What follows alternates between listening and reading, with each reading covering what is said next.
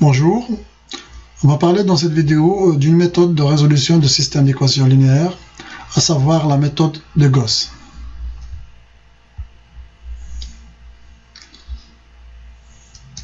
On va commencer par rappeler quelques notions de base, notamment la résolution de systèmes plus faciles, à savoir le cas des systèmes à matrice diagonale et le cas des systèmes triangulaires, c'est-à-dire à matrice soit triangulaire supérieure, soit triangulaire inférieure.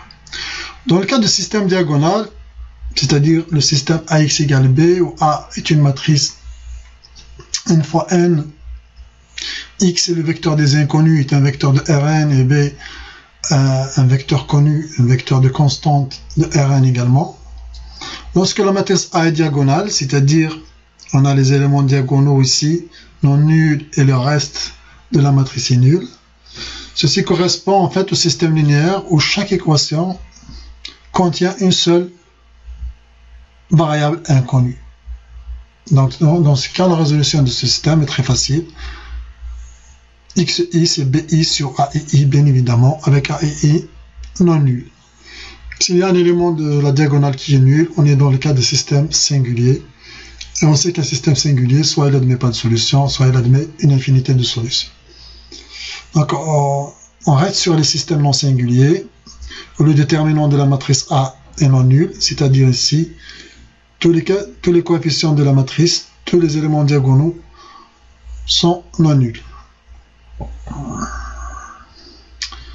Le deuxième cas de système assez facile à résoudre, c'est le système triangulaire. Donc lorsque la matrice A est triangulaire, par exemple ici, c'est le triangulaire inférieur, tous les éléments au-dessus de la diagonale sont nuls. Pour résoudre ce type de système, on commence d'abord par la première équation. On voit que la première équation, le premier élément de la matrice est non nul, le reste est nul dans la première ligne, c'est-à-dire la première équation du système contient une seule variable inconnue, x1. Donc x1 c'est b1 sur a1 tout simplement. Une fois la première composante x1 est connue, on remplace dans l'équation 2 x1 par sa valeur, et l'équation 2 sera une équation d'une seule variable avec une seule inconnue, et ainsi de suite jusqu'à l'équation n. De façon générale, à l'équation i, on a xi, c'est 1 sur aii fois bi moins la somme des aij xj.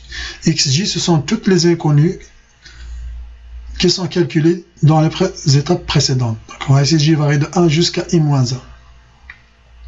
C'est une méthode de descente. On commence par x1, x2 jusqu'à xn pour trouver toutes les composantes du vecteur x1, du vecteur x. Lorsque la matrice A est triangulaire supérieure, le procédé est similaire. Sauf qu'on commence par la dernière équation. On voit que la dernière équation ici, seul le coefficient n est non nul. On commence donc par résoudre la dernière équation pour trouver la valeur de xn. Puis en remontant jusqu'à la première équation, on obtient la valeur de x1. Ainsi, de façon générale, on a la formule pour chaque composant du vecteur x. xi c'est 1 sur aii, bi moins la somme des aij xj. J varie de i plus 1 jusqu'à n. Donc on a ici l'algorithme qui permet justement de résoudre ce système. C'est le même que tout à l'heure, la seule différence c'est que on commence par xn, puis xn-1 jusqu'à x1.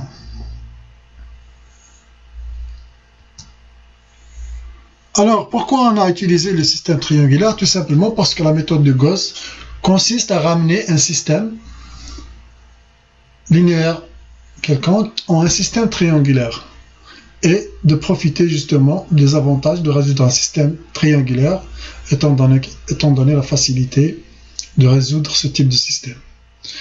Donc la méthode de Gauss consiste à transformer ce système, bien évidemment en manipulant les équations, sans altérer, sans modifier l'ensemble des solutions.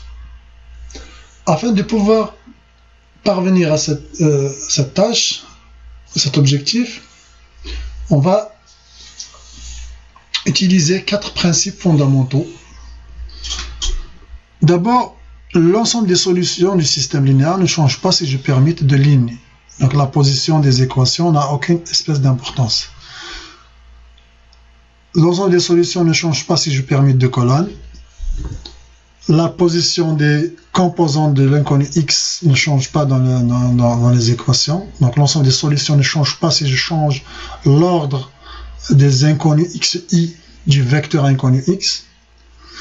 De même, l'ensemble des solutions ne change pas si je multiplie ou si je divise une équation par une constante non nulle.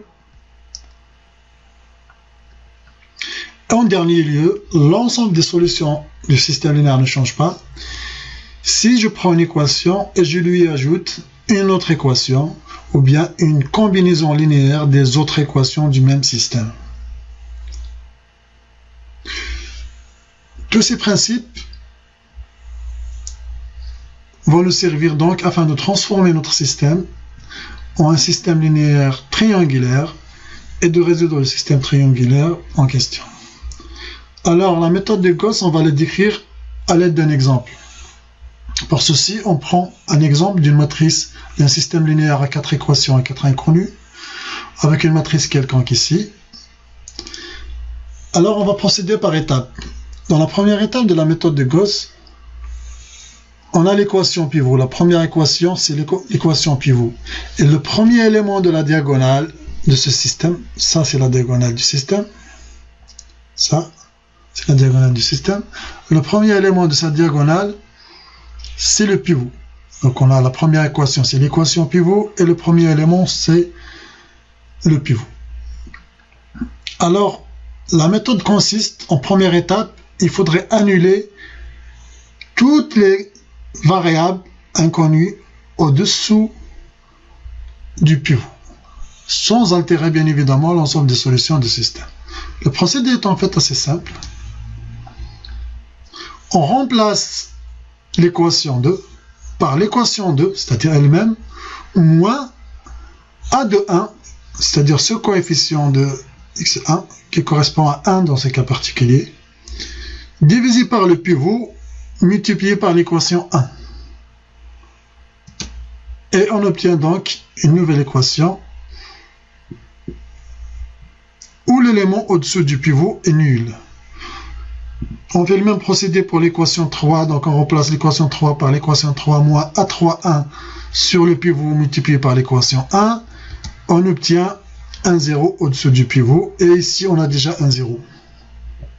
Et on a fini la première étape, parce que tous les éléments au-dessous du pivot sont nuls.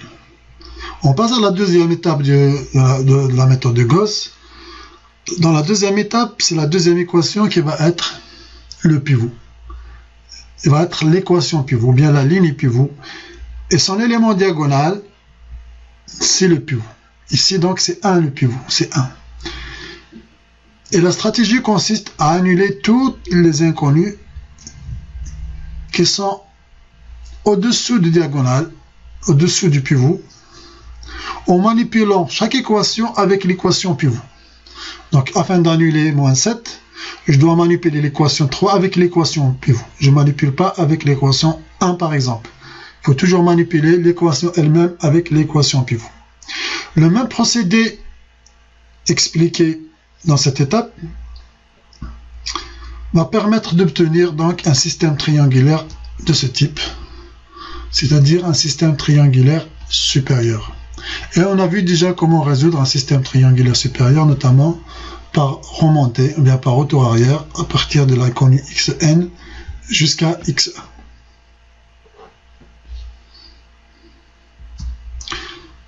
Dans ce schéma, donc, on a l'algorithme, bien la méthode, sous forme d'un programme. Donc, il y a deux étapes. La première étape, c'est la triangularisation, comme on a vu. Donc, on procède étape par étape, équation pivot par équation pivot, et jusqu'à la dernière équation. Une fois on a fini la triangularisation,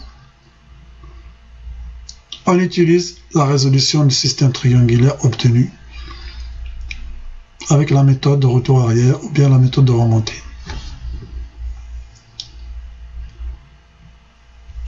Merci pour votre attention.